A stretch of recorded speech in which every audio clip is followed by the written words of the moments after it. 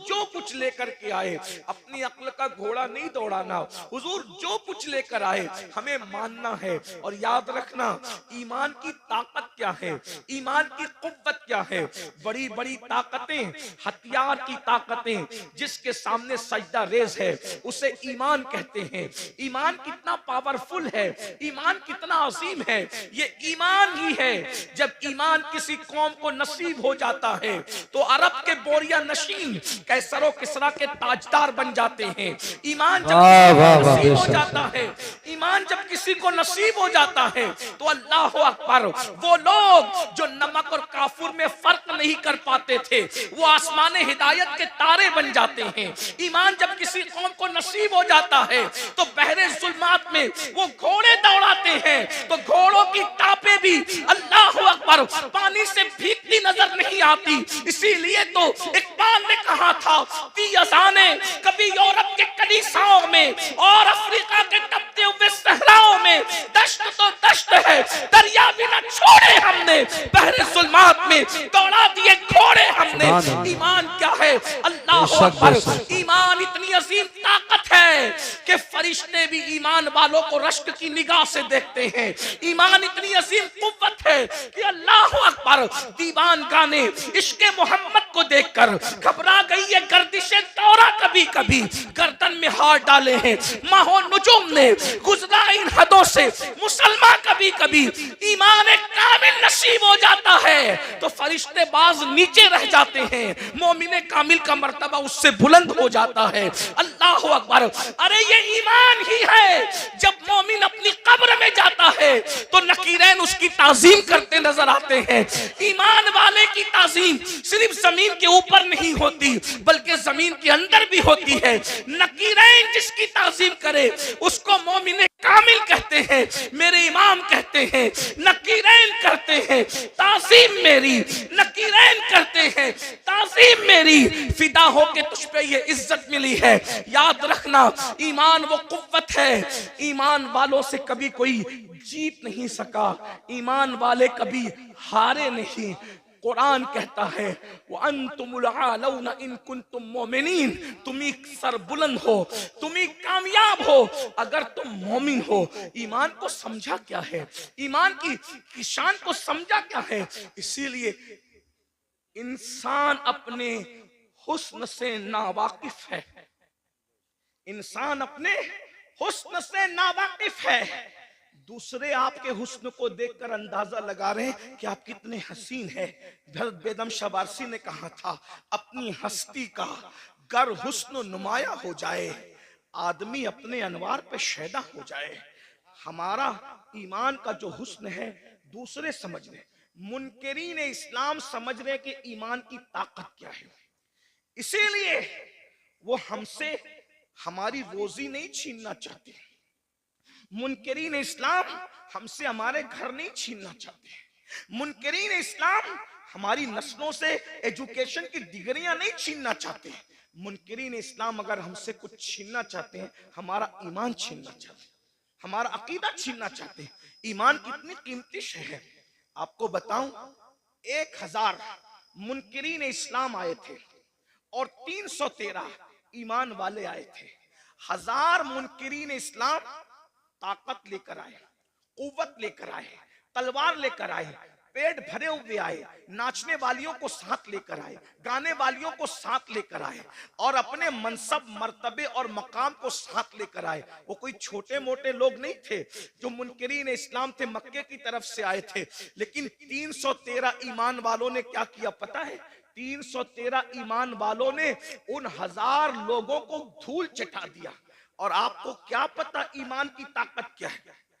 जिस वक्त अल्लाह ने हजरत इंसान को बनाया तो उस वक्त हजरत फरिश्तों ने कहा कि ये जमीन पे जाके खून रेजी करेंगे। पता चला खून बहाना फरिश्तों को पसंद नहीं। उनकी आदत क्या है? सिर्फ तस्बीह और तहलील करना, सिर्फ तस्बीह करना, तहलील करना। उनको मारना पीटना पसंद नहीं है। लेकिन मोमिन की शान क्या है? जब मोमिन बद्र में आता है तो फरिश्तों को हुक्म होता है कि मकाम तस्बीह और मुसल्ला छोड़ो, और जिस जंग से तुम्हें नफरत थी, मोमिनों की इत्तिबा में जाकर तुम भी जंग करना शुरू करो।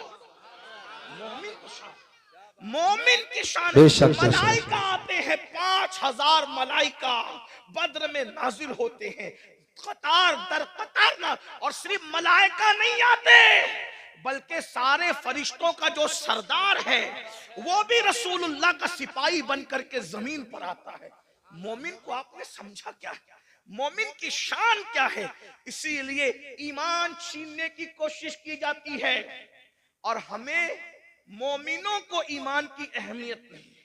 हम अपने बच्चे को ताजिर तो बनाना चाहते हैं, हम अपने बच्चे को डॉक्टर तो बनाना चाहते हैं, हम अपने बच्चे को इंजीनियर तो बनाना चाहते हैं। खतीब बनाया, अदीब बनाया, डॉक्टर बनाया, इंजीनियर बनाया, टीचर बनाया, सब बनाया। क्या अपने बच्चों को मोमिन भी बनाया? डॉक्टर बनाने का इनकार नहीं है, डॉक्टर बनाओ भाइयों। ये डॉक्टर बनने का शौक लोगों में अभी है। नारे तकबीर, नारे रिसालत। हजरत मुफ्ती इस्माइल साहब को शिफा दे, सेहत दे, तंदुरुस्ती अता फरमाए। इस हालत में भी वो तशरीफ लाए हैं। ये हमारे बुजुर्गों का खुलूस है, इखलास है। दुरूद शरीफ एक बार पढ़े, मैं गुफ्तगू आगे बढ़ाता हूँ। रब्बे सल्ले व सल्लिम दाइमन अबदा अला हबीबिका खैरुल खल्क़ि कुल्लिहिम, सलातु व सलामुन अलैका या जद्दल हसन वल हुसैन व अला आलिका व अस्हाबिका या जद्दल गौसस सकलैन। तो डॉक्टर बना रहे, टीचर बना रहे, इंज सब बना रहे, इनकार नहीं। बनाइए। दुनिया में डॉक्टर बनने का शौक अभी पैदा हुआ। मुसलमान उस वक्त साइंसी उलूम का इंकिशाफ कर रहे थे जब लोग साइंस से नावाकिफ थे। इसका सबूत अगर देखना है तो आप कुरान की उन आयात को पढ़ करके देखें जो साइंसी उलूम का इंकिशाफ करती नजर आती। इसीलिए आज जितने साइंसदान हैं, कोई ये नहीं कहता कि हम सर्च कर रहे हैं। पढ़े लिखे लोगों की तवज्जो चाहता हूं। आज कोई साइंसदान ये नहीं कहता कि हम सर्च कर रहे हैं। हर साइंसदान क्या कहता है? हम रिसर्च कर रहे हैं। तो रिसर्च का मतलब क्या है? पहले जो सर्च हो चुका, रिसर्च उसी का तो होता है। इसका मतलब साइंस आज भी ये मानने को तैयार है कि पहले किसी ने सर्च किया था, उसी की रिसर्च हम कर रहे हैं। तवज्जो फरमाएं। तो ये सर्च किसने किया? ये सर्च किसने किया? आप कुरान उठाकर देखें तो पता चलेगा। माँ के पेट में बच्चा कब, किस वक्त, किस शक्ल का होता है, हर मजहब खामोश है। अगर कोई जवाब दे रहा है वो इस्लाम है और सिर्फ इस्लाम है। सुभान अल्लाह, सुभान। आप देखें ना, ये जो सर्च पेश है, आज लोग रिसर्च कर रहे हैं। सर्च तो हमने किया है, तलाश तो हमने किया है। अल्लाह अकबर। इसी तरीके से फिरौन की मम्मी के बारे में, उसकी लाश जो म्यूजियम में पड़ी हुई है, उसके बारे में जब पीएम किया गया तो डॉक्टर और साइंसदान इस नतीजे पे पहुंचे कि ये समुंदर में डूब करके मरा है। ये रिपोर्ट थी उसके पीएम की। लेकिन सोचा कि आखिर ये डूब के मरा, समुंदर में डूबने वाला बाहर कैसे निकल सकता है? सारे मजाहिब की किताब खामोश थी। इस्लाम ने कहा, कुरान ने कहा कि हमने तेरी लाश को इसलिए बचाया ताकि हम तुझे लोगों के लिए इबरत बना दें। देखो कुरान बोलता नजर आया। मेरे भाइयों, ईमान की, इस्लाम की अजमत को समझो। हमें वादहू ला शरीक, खुदाए हक, माबूदे बरहक का पता मुस्तफा जाने रहमत ने बताया। वरना कहीं तो हजरत ईसा की इबादत हो रही है, कहीं तो हजरत मरियम की इबादत हो रही है, कहीं तो हजरत उज़ैर की इबादत हो रही है, कहीं तो चांद की इबादत हो रही है, कहीं तो सूरज की इबादत हो रही है, कहीं तो गोबर और मिट्टी की इबादत हो रही है, कहीं तो दरख्त और दरिया की इबादत हो रही है। अरे तुम कितने खुशनसीब हो कि तुम्हें वो खुदा मिला है। वो और लोग हैं दुनिया के अंदर जो खुदा को बनाकर पूजते हैं। लोगों का खुदा वो है जो लोग बनाते हैं। मुसलमानों का खुदा वो है जिसने कुन कहकर कायनात को जिंदाबाद, जिंदाबाद। नारे तकबीर, नारे रिसालत। लोगों का खुदा वो है जिसकी तस्वीर बनती है। मुसलमानों का खुदा वो है जो तसव्वुर में भी नहीं आता। औरों का खुदा तस्वीर में आता है, हमारा खुदा तसव्वुर में भी नहीं आता। हमारा खुदा इतना बुलंद है, अरे जो तसव्वुर में नहीं आता, वो हमारा खुदा है। अल्लाह अकबर। और फिर लोग अजमत का अंदाजा क्या लगाए, जब मुहम्मदुर रसूलुल्लाह उसके बनाए हुए बंदे की अजमत की हकीकत को लोग ना जान सके, जब उसका बंदा इतना बेमिसाल है तो वो खुदा कितना बेमिसाल। बात है, जिंदाबाद जिंदाबाद। ईमान की अहमियत को समझो, कौन सा मजहब हमें नसीब हुआ है।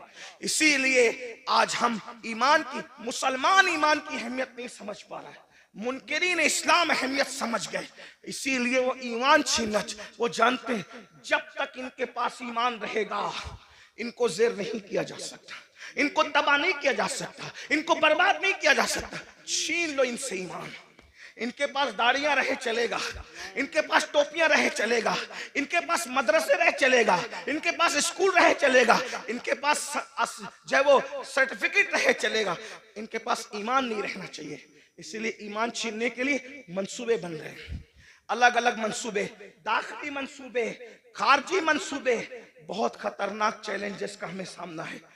और आप आज हमें बच्चा डॉक्टर बने, इंजीनियर बने, ताजिर बने, उसका मुस्तकबिल सुधर जाए, सबको फिक्र है। अगर फिक्र नहीं है, ईमान की फिक्र नहीं है। नबियों की फिक्र क्या थी? अच्छा, कुछ तो इतने देर होशियार है, कहते हैं मौलाना हमारे बच्चे थोड़ी बिगड़ेंगे। और तू कौन सा दीन पर है जो तेरे बच्चे दीन पर कायम रहेंगे? किस बिगड़ने की, सुधरने की बात करते हो? जिस कौम को कलेमा पढ़ना नहीं आता है। हमारे बुजुर्गों ने कहा कि निकाह की महफिल में जाओ तो कलेमा पढ़ाओ तो नहीं पढ़ पाते, तो जो शादी की खुशी के मौके पर काजी के पढ़ाने पे कलेमा नहीं पढ़ पाते, वो मौत के इस्तिराब में क्या कलेमा पढ़ पाएंगे? बताए ना, आप किस ईमान की बात करते हैं? आप किस ईमान और अकीदे की बात करते हैं? भाइयों, मेरी कौम को कलेमा नहीं आता है। उन्होंने गाने तो हिफ्ज कर रखे हैं, कुरान की कितनी आयतें हिफ्ज है, जरा अपने आप में डूब कर सोचो। मैं कोई डांट पीटने नहीं आया, आपको कोसने नहीं आया, लेकिन ये महफिलें एहतिसाब की महफिल है, ये महफिलें जन्नत बांटने की महफिलें नहीं है। मैं इसका कायल नहीं हूँ, इसलिए कि हम लोग फिक्र रजा के वारिस, फिक्र रजा हमारी मुहाफिज, हम वो लोग नहीं है कि इसको देखो उसको देखो जन्नत मिलेगी। मैं इसका सख्त मुखालिफ हूँ। जो कौम गुस्ले जनाबत से ना वाकिफ हो, तुम इसको क्या जन्नत बांट रहे हो, बेवकूफ बनाते हो। अल्लाह को हमें मुंह नहीं दिखाना है, खुदा को क्या मुंह दिखाओगे? बताओ तो सही। जब वो सुन लेंगे कि मुफ्ती इस्माइल साहब के चेहरे को देख के जन्नत मिलती है, अमीनुल कादरी के चेहरे को देख के जन्नत मिलती है, मुफ्ती जलीस साहब के चेहरे को देख के जन्नत मिलती है, बेवकूफ है फिर वो फजर में उठेंगे? बेवकूफ है वो फजर में उठेंगे? नहीं मेरे भाई, हमें अपनी कौम पे इतना जुल्म नहीं करना चाहिए। जो कौम कलेमा याद ना रखे, वो कौम कैसे जन्नत में जाए? कुछ लोग हमसे लड़ते हैं कि तू लोगों को मायूस करता। मैंने कहा मैं मायूस नहीं करता। हम कैसे मायूस कर सकते हैं? हमारे यहाँ तो ईमान की डेफिनेशन ही है, अल ईमान बैनल खौफ व रजा। ईमान खौफ और उम्मीद की दरमियानी कैफियत का नाम है। हम कौम को मायूस क्यों करेंगे? लेकिन जो कौम इतनी बेबाक हो चुकी हो कि बड़ी माजरत के साथ, यहाँ के हालात ऐसे नहीं होंगे, लेकिन हम पूरा हिंदुस्तान घूमते हैं और बड़ी बात नहीं करते, दुनिया में भी जाते हैं हिंदुस्तान के अलावा। लोग इतने गाफिल हो गए अपने दीन से कि जिनकी निगाहें पाप से उसकी सगी साली महफूज नहीं है, उस कौम को हम चेहरे दिखा के क्या जन्नत बांटेंगे? जिस कौम की निगाह से उसकी चचाजाद बहन महफूज नहीं है, हम उस कौम को क्या जन्नत की बशारतें देंगे? मेरे भाइयों, हालात इतने दर्दनाक हैं। अब हालात तो ये है कि माज़अल्लाह बेटियां जवान हो जाए तो बाज जगह वो बाप की निगाह से महफूज नहीं है। इतनी गफलत का हाल है, खशियत इतनी उठ चुकी है, खशियत रब्बानी उठ चुकी है। मैं जानता हूं हम ग्राउंड रियलिटी के लोग हैं, हम ग्राउंड जमीनी हकायक वाले लोग हैं। हम लोग जानते हैं हालात के तकाजे को। लोग हमारे पास आकर के बातें करते हैं। बाज बच्चियां तलाक पा करके घर आई है तो बाप ने पाप की नजर डाली है, बाज जो है वो बहुएं जवान सुसर की निगाह से महफूज न रह सकी है। ये हकायक है, जमीनी हकायक ये है। मेरे भाइयों, जिस कौम के अंदर से खौफे खुदा इतना उठ जाए, कहां वो तकवा था, कहां वो तकवा, कहां वो तकवा कि सैयदना उमर इब्ने खत्ताब जैसी हस्ती जिन्होंने रसूलुल्लाह की जियारत की है, और खौफ का आलम यह है कि चेहरे पर आंसुओं के निशान है। अल्लामा इब्नुल जौजी अपनी किताब में लिखते हैं कि एक मर्तबा फारूक आजम अपने घर के दरवाजे पर बैठे, फारूक आजम घर के दरवाजे पे बैठे हैं और चेहरा गली की तरफ किया हुआ है। जरा गौर से सुनना, चेहरा गली की तरफ किया हुआ है और दरवाजे पे बैठे हैं। एक सहाबी आते हैं, चले जाते हैं सलाम करके, कुछ देर के बाद आते हैं तो फारूक आजम उसी तरह दरवाजे पे बैठे हुए हैं। वो लोग भी क्या लोग थे, ये नहीं देखा कि फारूक आजम है, ये नहीं देखा उमर इब्ने खत्ताब है, ये नहीं देखा कि रसूलुल्लाह के सहाबी हैं। जब देखा कि दरवाजे की तरफ रुक करके बैठे हैं, वहां किसी की रियायत नहीं थी, क्योंकि वो लोग सबसे पहले शरीयत के मुरीद थे, बाद में किसी के मुरीद थे। वो लोग सबसे पहले शरीयत के मोतकिद थे, बाद में किसी और के मोतकिद थे। फारूक आजम को दरवाजे पे बैठा देखकर एक आम सहाबी टोकते हैं, उमर अब तुम भी दरवाजे पे बैठोगे रास्ते की तरफ मुंह करके?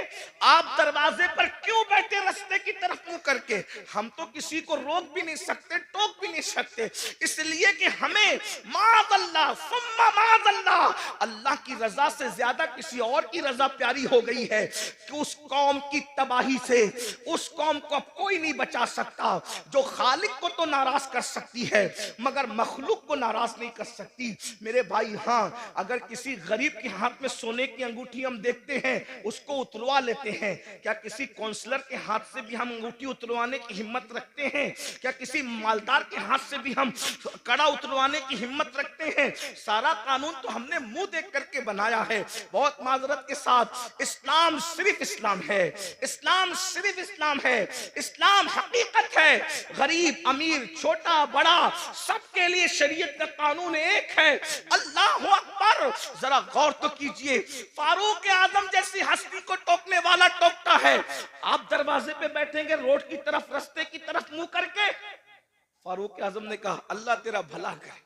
नाराज नहीं हुए फारूक आजम, यहाँ टोकने पे लोग नाराज होते हैं, फारूक आजम नाराज नहीं हुए।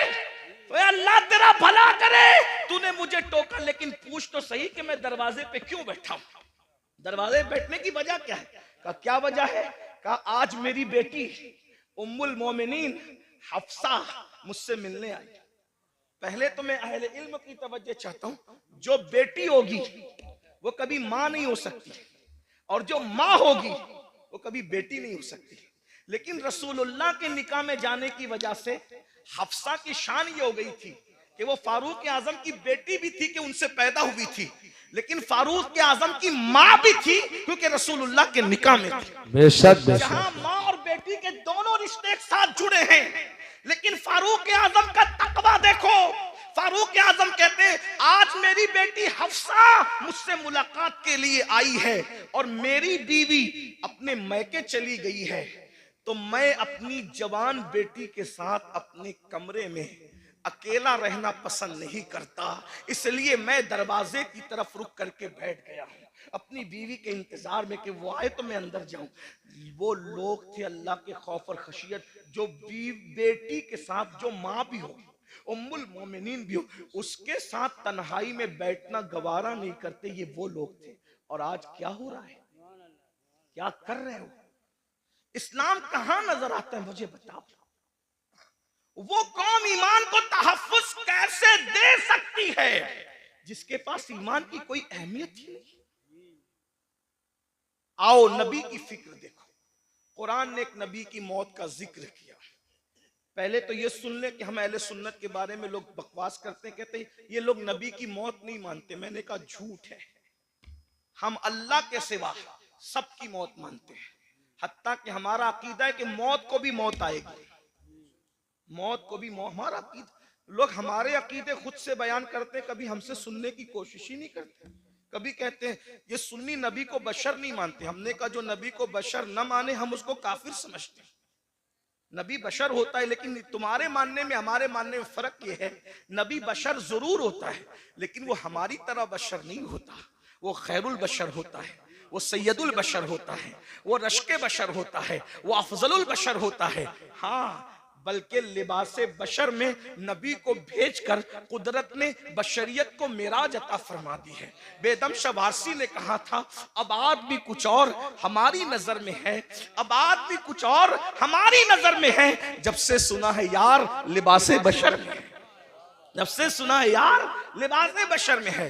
तो नबी को मौत आती है, और नबी को मौत आई, तवज्जो करना, मैं बहुत बेबाकी के साथ इसलिए बोल रहा हूं कि मेरी पुश्त पर कई मुफ्तियाने किराम बैठे हैं, कहीं पर उलमा के असातिज़ा यहाँ मौजूद हैं, आप भी गौर से सुनिए। नबी को मौत आई, लेकिन नबी मर के मिट्टी में नहीं मिले।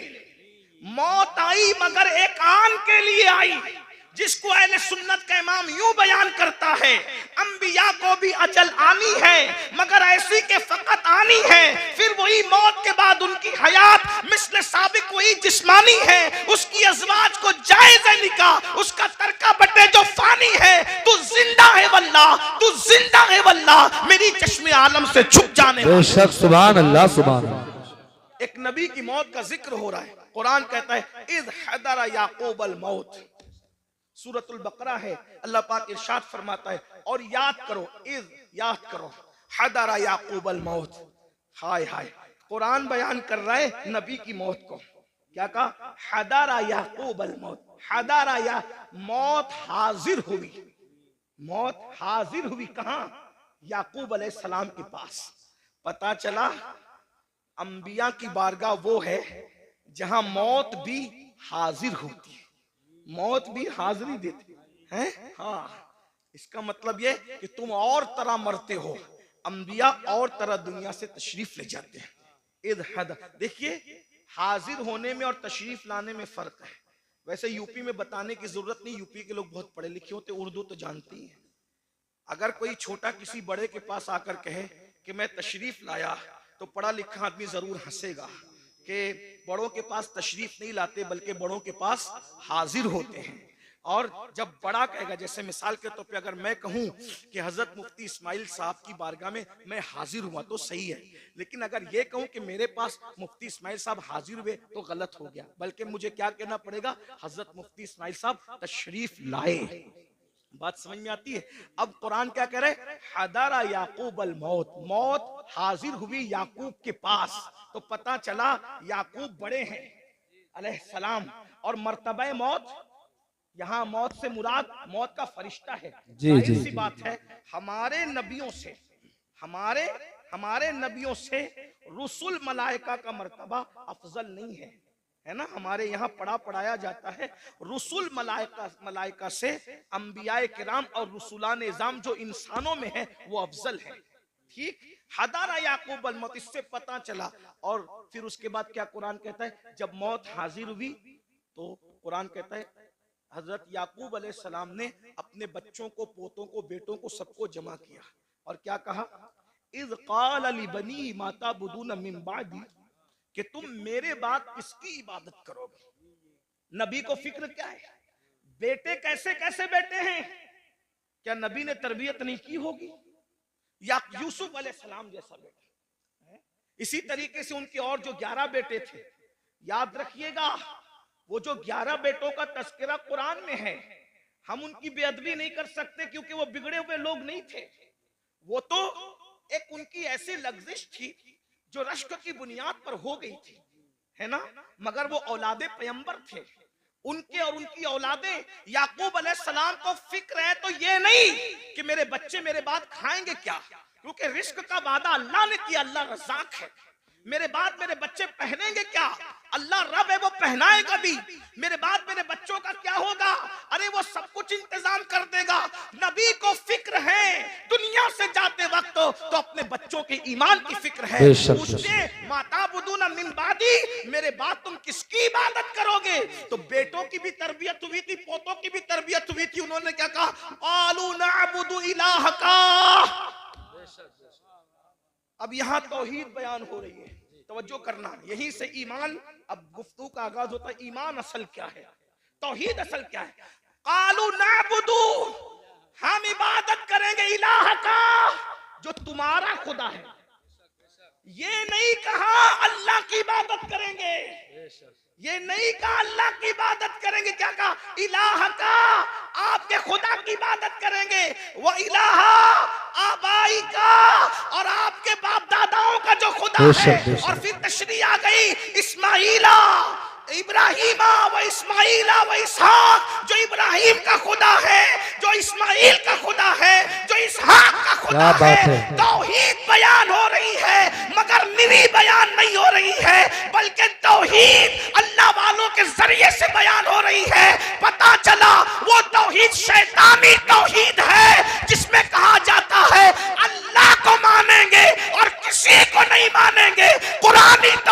ये है इलाह का व इलाह बाई का इब्राहिम व इस्माइल व इसहाक, यानी कि जो आपका खुदा है। पता चला अगर ये कहते कि खुदा की इबादत करेंगे तो बाद में लोग ढूंढते कौन सा खुदा, कौन सा खुदा, कौन सा खुदा। लेकिन कहा इलाह का, ऐ याकूब तुम जिसकी इबादत करते रहे हम उसी खुदा की इबादत। नारे तकबीर, नारे रिसालत, मसलके आला हजरत, जश्न दस्तार बंदी, सुभान अल्लाह माशाअल्लाह। अब यहाँ लोग हमसे कहते हैं तुम तो सिर्फ नबी नबी नबी नबी करते रहते हो, तुम अल्लाह का जिक्र नहीं करते।